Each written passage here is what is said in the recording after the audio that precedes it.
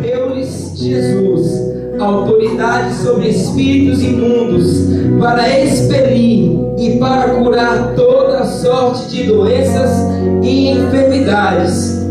Ora, os nomes dos 12 apóstolos são estes: primeiro, Simão, por sobrenome Pedro, e André, seu irmão, Tiago, filho de Zebedeu, e João, seu irmão, Filipe e Bartolomeu, Tomé e Mateus, o publicano, Tiago, filho de Alfeu, e Tadeu, Simão, o Zelote, e Judas Iscariotes, que foi quem o traiu.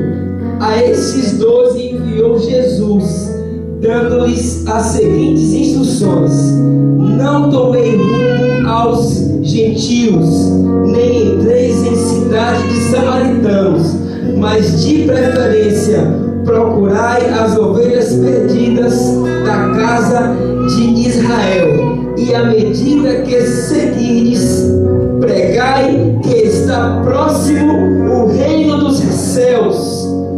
Curai enfermos, ressuscitai os mortos, purificai leprosos, expeli os demônios. De graça recebestes, de graça dai. Amém. Aleluia. Obrigado, Pai, pela tua palavra, Espírito Santo. Obrigado porque nós somos a continuação do ministério de Jesus Cristo aqui na terra, Pai. Amém. Espírito Santo, obrigado pelo espírito de sabedoria sobre mim, de revelação, de conhecimento, de unção, de libertação, de conquista, de prosperidade. Obrigado porque eu não vou falar aquilo que eu quero, Pai, mas aquilo que o teu Espírito Santo quer, Pai. E eu te peço, Espírito Santo, que eu diminua e que o Senhor cresça em mim sempre, Espírito Santo. Que eu seja sempre como uma criança, dependente do Pai totalmente, confiante no Pai totalmente. Pai, eu abro mão de tudo que eu sei de mim mesmo, Pai, para que o Senhor apareça, Espírito Santo. Que as pessoas, Pai, vejam o teu poder agindo na minha vida, assim como elas viram naqueles discípulos, Pai. E que arda em nosso coração o desejo de sermos discípulos do Senhor. E o discípulo é aquele que decide ser igual ao seu mestre, que decide mostrar as obras do seu mestre, que decide mostrar os ensinamentos do seu mestre e só do seu mestre. Obrigado, Espírito Santo.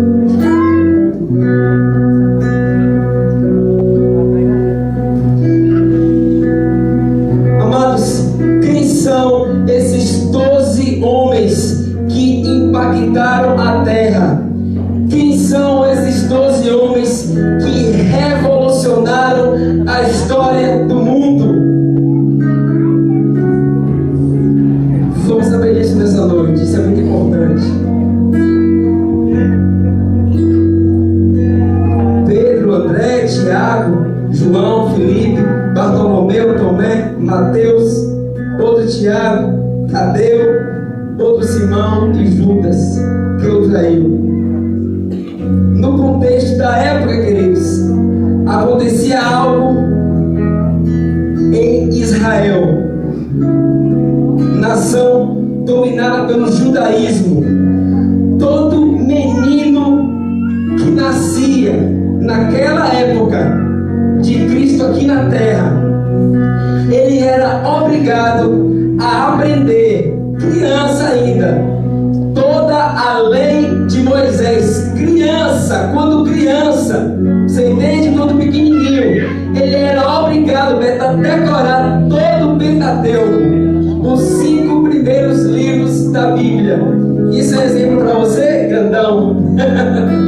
Pois é. Essa mesma criança, queridos, até os 15 anos, ela tinha que ter decorado o Talmud, livro de leis judaicas, até os 15 anos, ela tinha que ter tudo na ponta da língua, tudo. Tinha que estar afiada na palavra deles lá, dos judeus. E aos 15 anos, presta atenção nisso, somente os melhores, dos melhores, dos melhores, dos melhores, eram escolhidos para seguir um mestre, seguir um rabino, um mestre judeu. E isso era grande honra para a família, querido. Mas somente os melhores, aqueles que estudaram mesmo a lei, que estudaram mesmo, decoraram tudo versículo por versículo, eram escolhidos para seguir um mestre. E isso é grande coisa. Naquela época era honra para a família, honra para os pais. Seguir um mestre naquela época era o mesmo que dizer: você foi achado digno de fazer tudo que esse mestre faz. Você foi achado digno de saber tudo o que esse mestre sabe. Onde você quer chegar? Esses que não eram os melhores dos melhores dos melhores dos melhores, eles eram rejeitados e eles iam agora aprender a profissão dos seus pais, porque era o que lhes restava. Era o que lhes restava. Rejeitados pelo sistema religioso, não por Deus, porque Deus não rejeita ninguém. Deus pega as coisas loucas do mundo para confundir as sábias dos sábios. Deus pega os que não são para confundir os que são. Amém. E esses homens, queridos, rejeitados pelo sistema religioso judaico, por não terem estudado muito a lei, eles eram rejeitados e eram considerados indignos de seguir a um mestre. Eles eram considerados indignos, reprovados. Vá agora aprender a profissão dos seus pais. Aí Pedro vai ser pescador, Mateus vai ser cobrador de impostos. O que eu quero que você olhe e analise nessa noite, querido, é que Jesus naquela época, ele não veio para andar de acordo com o curso que o mundo estava indo, levando, não. Ele veio mostrar que Deus pensava diferente da religião. Aí ele vai ver Pedro pescando, chama Pedro, vem segue, ele vem segue.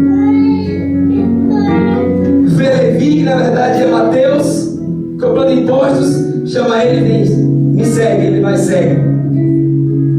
Só que esses homens, Pedro, Mateus e todos os outros, eles já tinham ido aprender a profissão dos seus pais, porque eles tinham sido rejeitados pelo sistema religioso da época. Você está entendendo isso?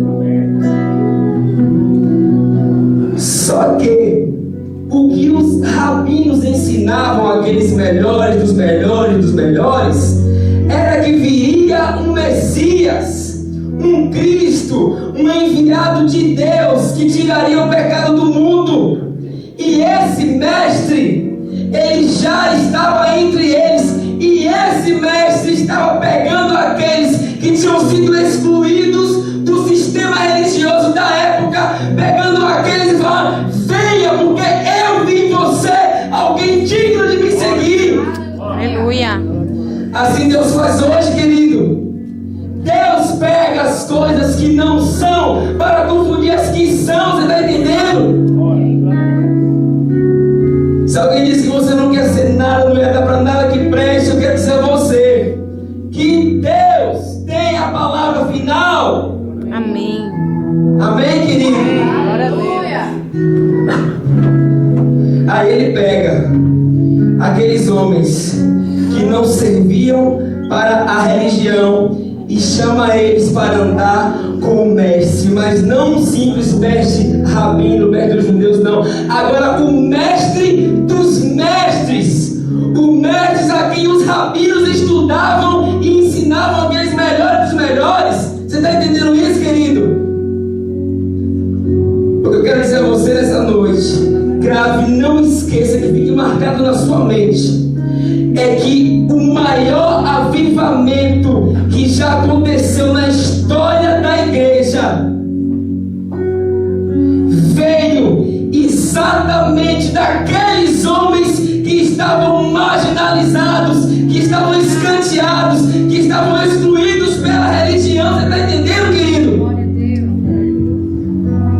O grande avivamento que mudaria a história da terra viria daqueles homens que tinham sido rejeitados pela religião.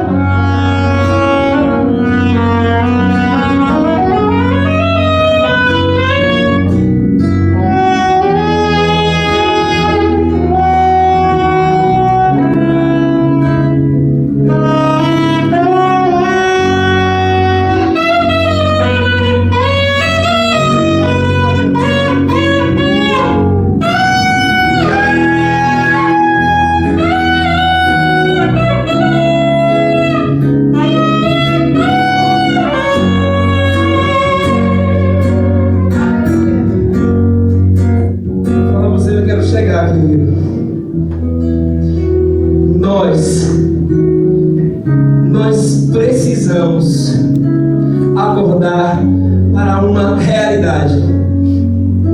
Assim como aquele grande avivamento surgiu através daqueles homens que estavam marginalizados, que estavam escanteados, que estavam descartados, eu quero dizer a você que existem grandes apóstolos, grandes profetas, grandes evangelistas, grandes pastores e grandes mestres que a terra ainda não conhece e que estão aí nos bares, estão nas festas, estão nos trios elétricos, estão fumando maconha, estão usando crack na calçada. Glória a Deus. Homens que Deus vai usar com um poder grandioso sobre a terra, a igreja ainda não conhece. Glória a Deus. Isso é um fato, querido. Sabe por quê? Porque ele não vê como vê o homem. O homem quer que a sua igreja seja mais cheia, mais bonita, que tenha o melhor louvor.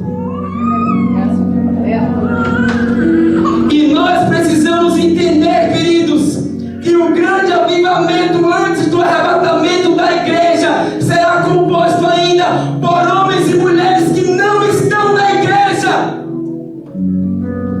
Sabe por quê? Porque quando Jesus veio morrer por nós, ele não veio morrer pelo religioso, não. Ele veio morrer pelo religioso, pelo não religioso, pelo maconheiro, pelo alcoólatra, pelo traficante, pelo homossexual. Amém. Por todos esses, querido. E no meio desse povo que nós muitas vezes passamos de lado, porque nos achamos superiores, existem pessoas que Deus vai levantar com grande poder sobre a terra para manifestar o seu reino e fazer aquilo que nós não estamos fazendo.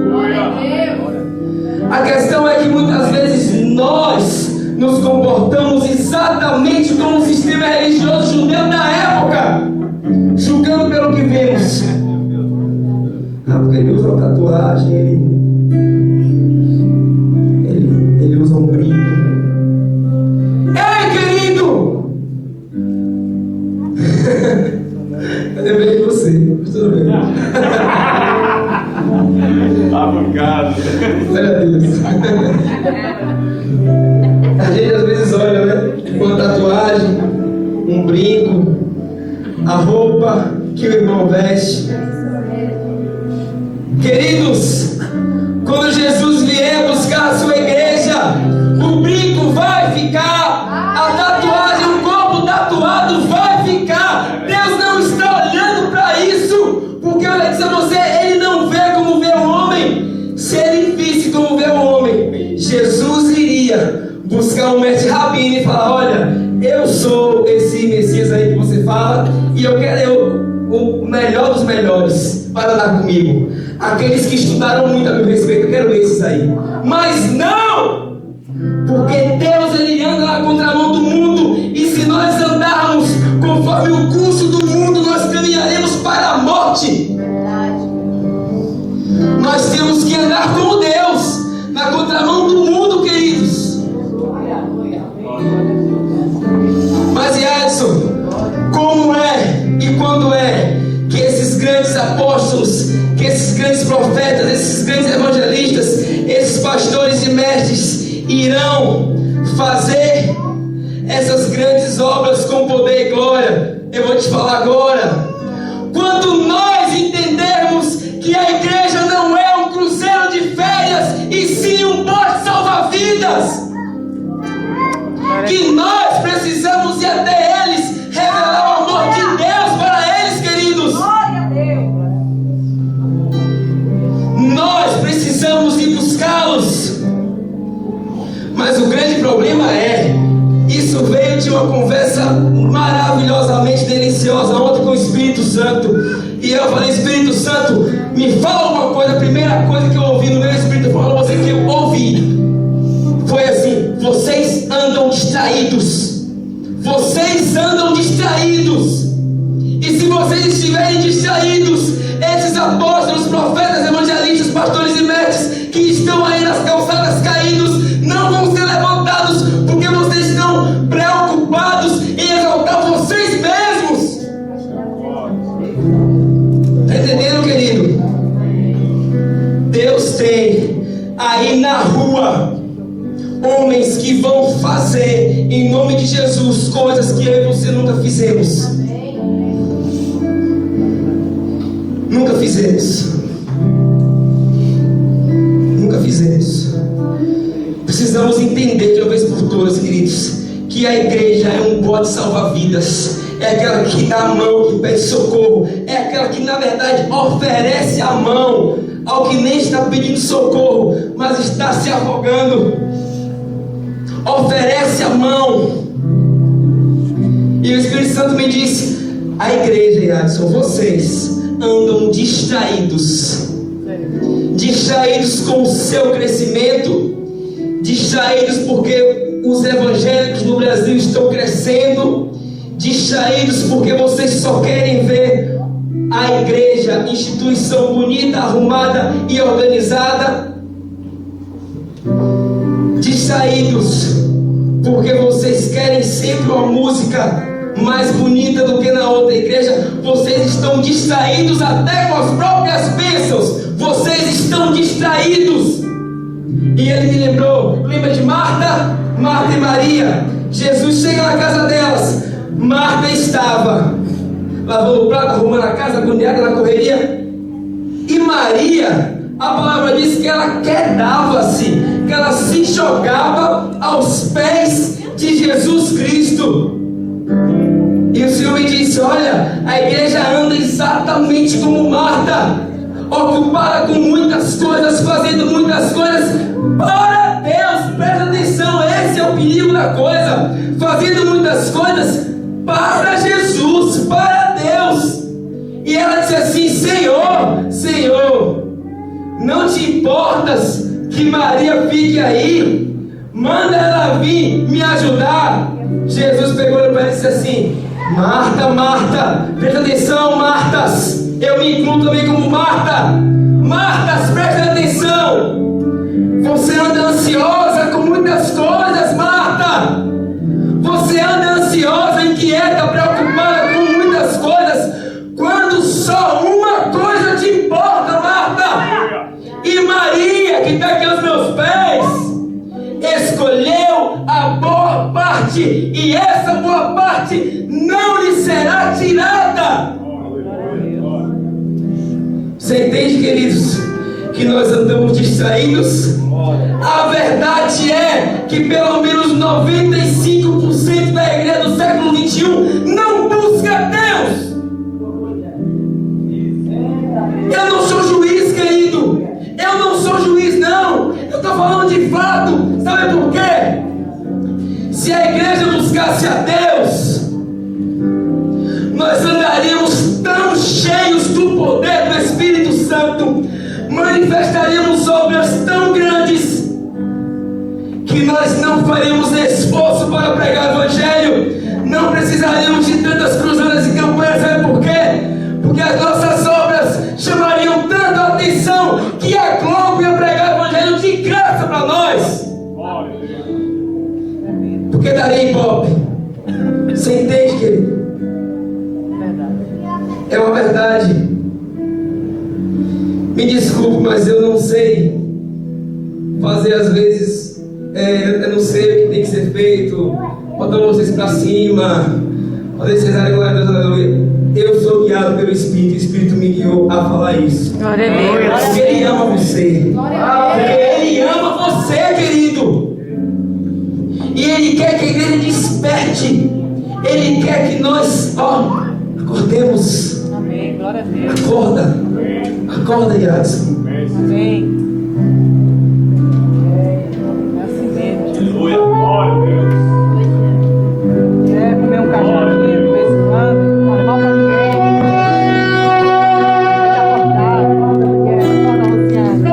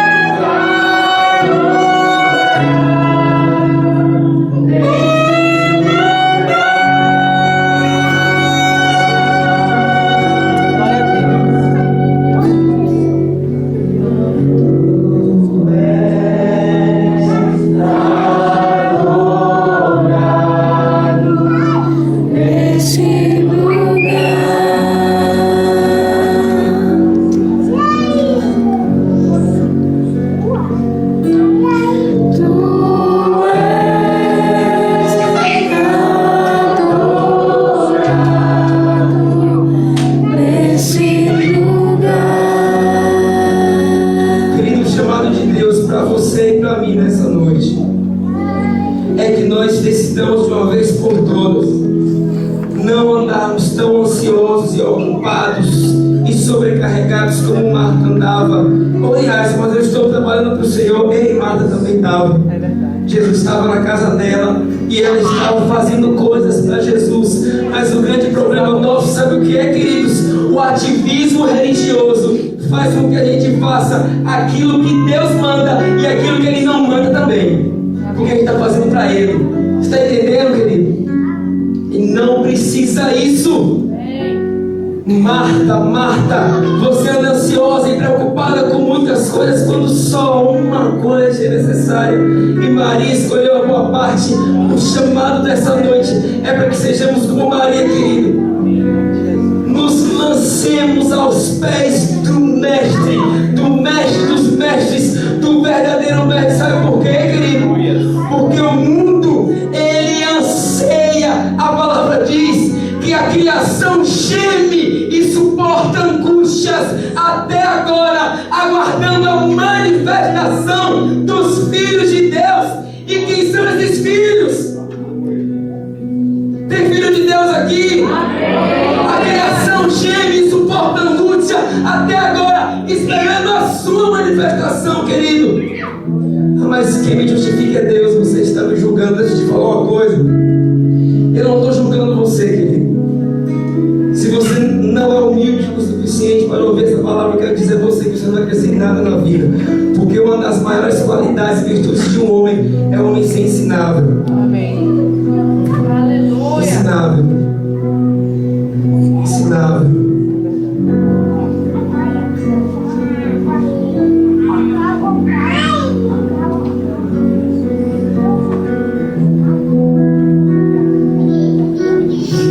Você que talvez pensou assim, quem me justifica é Deus, eu quero te falar uma coisa. Você é justificado por Deus, sim, pela fé. Mas você é justificado diante dos homens exatamente pelas suas obras. E o mundo vai julgar você pelo que você diz que é e faz ao contrário. Está entendendo, querido? Você está entendendo que essas pessoas que estão aí fora se matando nas drogas, no álcool, na prostituição, na marginalidade, só vão entender que o Senhor é bom quando você mostrar para eles através da sua vida que o Senhor é bom. Aleluia. Você entende que as pessoas vão aceitar melhor um Jesus te ama quando você expressar para ela, manifestar para ela o amor de Jesus. É verdade, é um fato, querido. E Adson, então eu preciso ser transformado. Eu tenho a receita, amado. Vai ser como Maria, vai passar tempo aos pés de Jesus. Sabe por quê? Quando você passar tempo aos pés dele, você vai estar se relacionando com ele. E sabe que você aprende coisas de alguém que você se relaciona, sejam boas ou ruins. Por isso, cuidado com quem você anda. Olha aí. É verdade.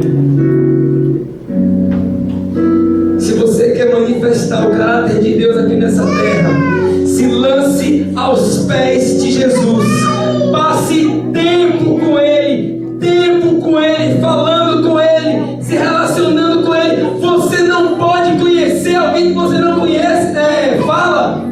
Saber quem é, todo mundo sabe. Conhecer é diferente. A gente conhece quando a gente se relaciona. Saber quem é, a gente sabe quando a gente ouve falar. Mas conhecer, só quando a gente se relaciona, queridos. O Espírito Santo anseia que esses filhos de Deus se relacionem com Ele. Se relacionem com Ele. Sabe por quê, querido? Porque este foi o sonho de Deus. Antes da fundação do mundo, Ele pensava no homem. Ele pensava em criar o homem para se relacionar com Ele.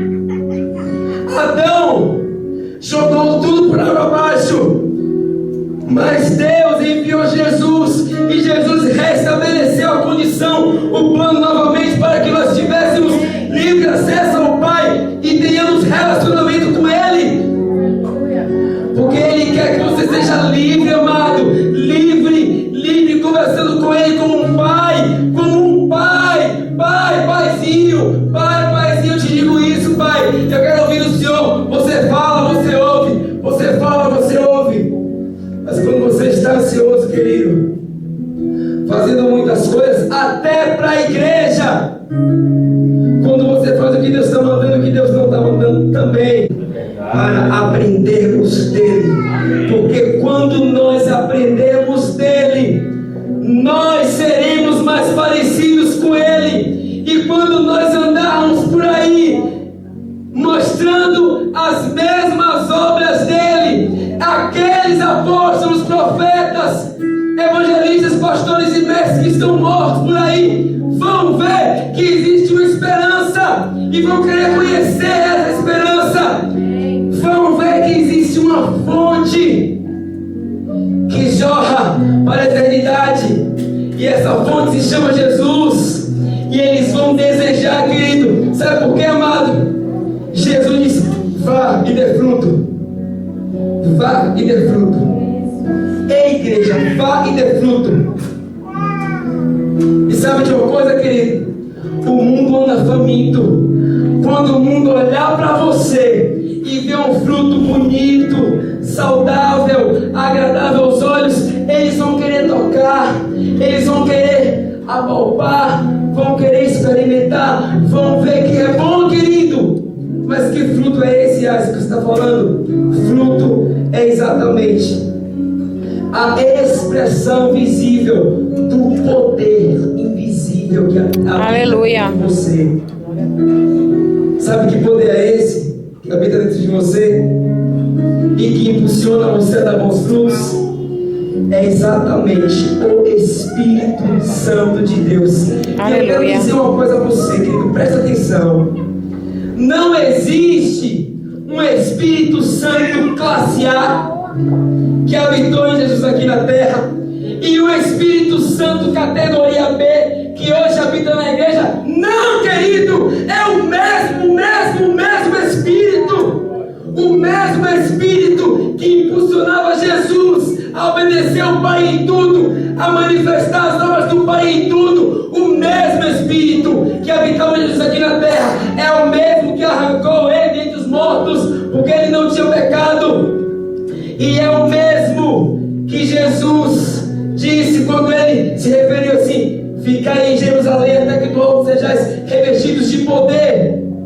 Eu vou para o Pai, mas eu não vos deixarei órfãos, eu vos enviarei o Consolador, o Espírito da verdade, que o mundo não pode receber, porque não vê nem o conhece, mas pode saber quem é e o conheceis. Aleluia.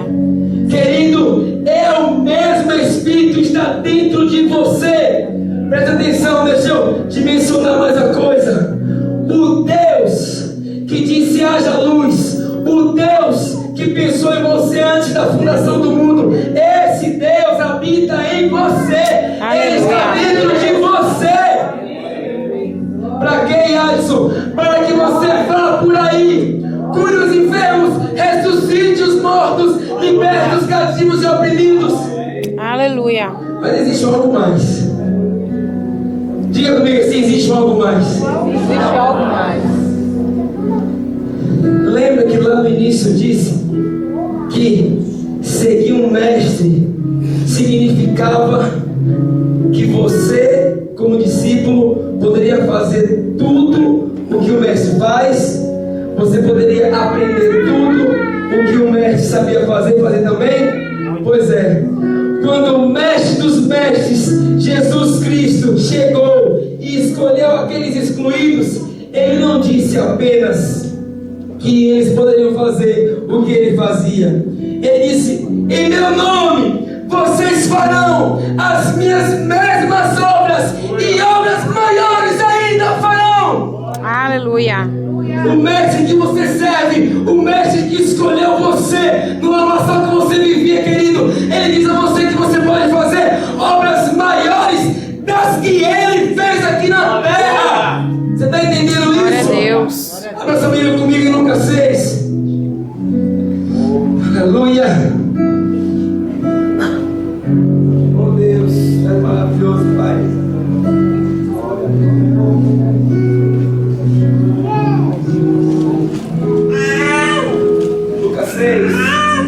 Lucas 6. Ó, querido, chega em casa e medita nessa palavra, tá bom? Porque preste atenção, Jesus, ele quer que nós curemos os enfermos, ressuscitemos mortos. Sim, Ele quer isso tudo. Ele quer mesmo, porque Ele disse que nós faríamos, e faríamos muito mais até. Mas eu quero chamar a atenção para uma obra que tem faltado na igreja, querido. Eu falo pelo Espírito, não estou falando para acusar ninguém, eu me incluo nessa lista. Lucas 6, 27. Digo-vos, porém, a vós outros, aliás, vocês acharam, queridos? Amém. Amém? Preste atenção. Digo-vos, porém, a vós outros que me ouvis, amai os vossos inimigos. Isso é obra, viu, igreja? Isso é obra, viu? Fazei o bem aos que vos odeiam. Isso é obra, viu? Glória a Deus. Bendizei aos que vos maldizem. Isso é obra. Glória a Deus. Orai pelos que vos caluniam. Isso é obra. Amém. Glória a Deus. Ao que te bate numa face, oferece também a outra. E ao que tira a tua capa, deixai-o levar também a túnica. Dá a todo o que te pede. E se alguém levar o que é teu, não entres em demanda. Como quereis que os homens vos façam, assim fazei vós também a eles. Eu quero dizer a você, querido, que ao povo que se chama de povo de Deus, não há uma totalidade dele. Eu não generalizo as coisas, mas a grande parte não está faltando poder. Não está faltando o poder de Deus. Deus tem derramado poder, Deus tem feito milagres, operado maravilhas. Tem faltado o caráter de Deus.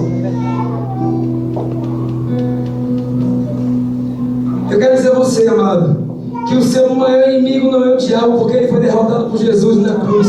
E nós somos uma igreja triunfante, vencedora, não vencedora, mas mais do que vencedora. Não militantes que andam guerreando com o diabo. Seu inimigo é a sua carne miserável, que lhe puxa para o pecado todos os dias. E nós, por buscarmos pouco a Deus, por nos enchermos pouco do Espírito, cedemos a ela. A palavra diz, queridos,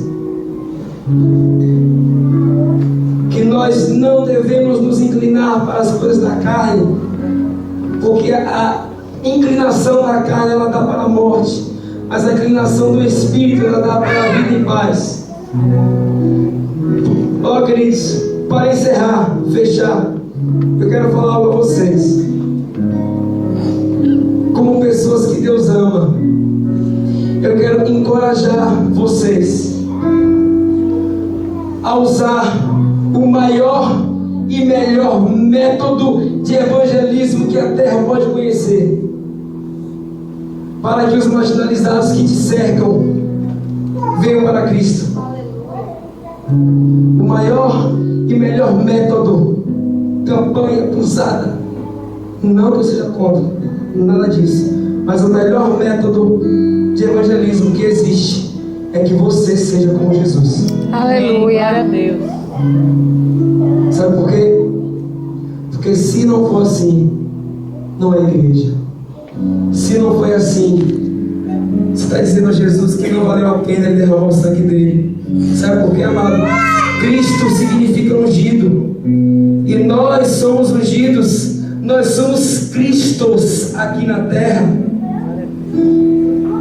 Jesus aqui na terra somos nós hoje, porque nós somos o corpo dele. E ele se movimenta conforme nós nos movimentamos aqui na terra, queridos. A palavra diz que Jesus veio como o unigênito Filho de Deus, ou seja, o único Filho de Deus. Ele veio como unigênito, como o único. Mas ele morreu por nós, disse: está consumado, está pago, a dívida dele está cancelada. E ele pagou o preço em nosso lugar, ele morreu em nosso lugar. E quando ele ressuscita, presta atenção nisso, ele não ressuscita mais como unigênito, como o único Filho de Deus. A Bíblia diz que ele ressuscita como primogênito. Aleluia. Sabe o que é isso, querido? Primogênito. Antes ele era o único nascido como filho. Agora ele não é o único, mas o primeiro nascido como filho. Significa que se ele foi o primeiro primogênito, viria o segundo nascido, o terceiro, o quarto, o quinto, o sexto, o décimo, o milésimo. E nós que estamos aqui e outros que estão aí fora, queridos, para operar as mesmas obras, não somente as mesmas obras e obras maiores ainda. Aleluia. Porque Ele garantiu isso. E tudo que eu tenho que fazer é crer e praticar, querido. Decida ser como Jesus. Decida ser um discípulo e revelar o amor do seu Pai. Aí, as grandes obras vão ser manifestas. Os marginalizados serão atraídos a Jesus. A Jesus. E quando as grandes obras forem manifestas, a Rede Globo e as outras farão questão de anunciar o Evangelho por nós. Amém? Aplauda o nome daquele que vive e reina.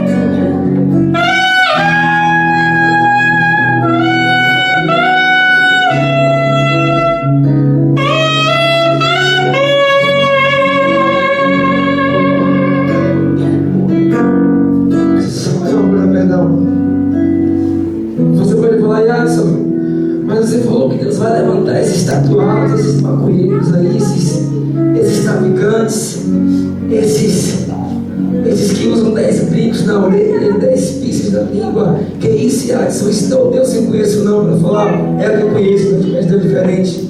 Sabe por quê, querido? Porque a lei ele cumpriu, agora existe graça. Aleluia.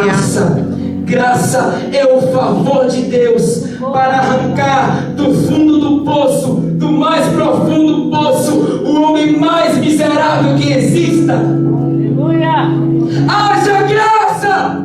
Haja graça na sua vida, amado! Haja graça para não julgar o próximo! Sabe por quê, querido? Muitas vezes você julga pessoas que não conhecem o Senhor. Eu quero te falar uma coisa: Deus é um justo juiz.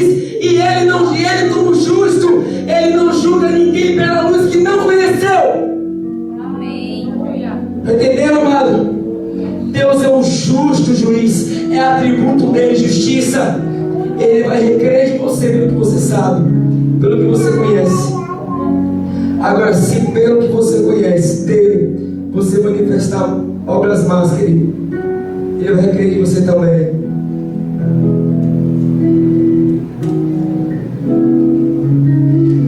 Se eu quisesse, amados, brincar de ser crente, eu não tinha largado minha vida profissional. Não que eu estava brincando lá, não, mas eu quis dar mais atenção, porque eu sei quão grande e quão sério é. Vou falar nisso daqui, Beto. Aqui, Beto Ramos, aqui, Beto Ramos. Quer saber o que é o escândalo da graça? Sabe qual foi o método que Deus usou? Ó, Deus usou para que Yadson fosse pastor hoje? Yadson estava em Itaberaba e Deus usou Beto para me trazer para onde? Sabe para onde? Para a banda de forró Filomena Bagaceira. Oh, mas não pode ser Deus, foi o diabo, porque trouxe você para a banda de forró. Eu quero dizer que Deus não vê como você, querido. Graças a Deus. Os caminhos de Deus não são os seus caminhos. Os pensamentos de Deus não são os teus pensamentos. A palavra diz: assim como os céus são mais altos do que a terra, os meus caminhos são mais altos do que os seus caminhos, e os meus pensamentos mais altos do que os seus pensamentos. A religião, o sistema religioso que operava naquela época, ainda opera hoje, achando que isso é maluquice. Porque como Edson, Deus me trouxe para a banda de forró? Deus me trouxe para uma banda de forró. Ele estava em Itaberaba com síndrome do pânico, quase paralisado, e eu vim assim para Salvador, porque Deus via lá na frente, ó, eu vou usar aquele povo lá de do forró Zé Passado lá, para você conhecer a Jesus. E eu te fazer, pastor, um dia, porque ele vem na frente, ele já viu o final da história. Ele já viu o final da história.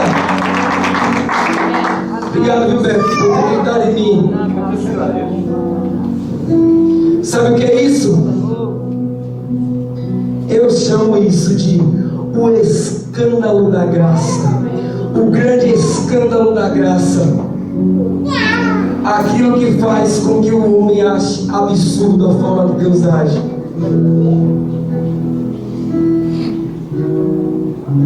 Você não manda em Deus, querido. Glória A a Deus. religião nunca vai mandar em Deus. Glória a Deus. Deus é autossuficiente. Ele faz como Ele quer. Amém? Amém. Aplauda Deus pela sua liberdade. Te amo, Jesus. Te amo, Pai. Te amo, Espírito Santo. Nos liberta cada vez, Pai, cada vez mais, Pai. De religiosidade, Pai. De algemas, Pai. Nos faz entender cada vez mais que o Senhor nos chamou para a liberdade de Cristo, Pai. Obrigado, Senhor. Obrigado, Senhor. Abençoa cada pessoa aqui, Senhor.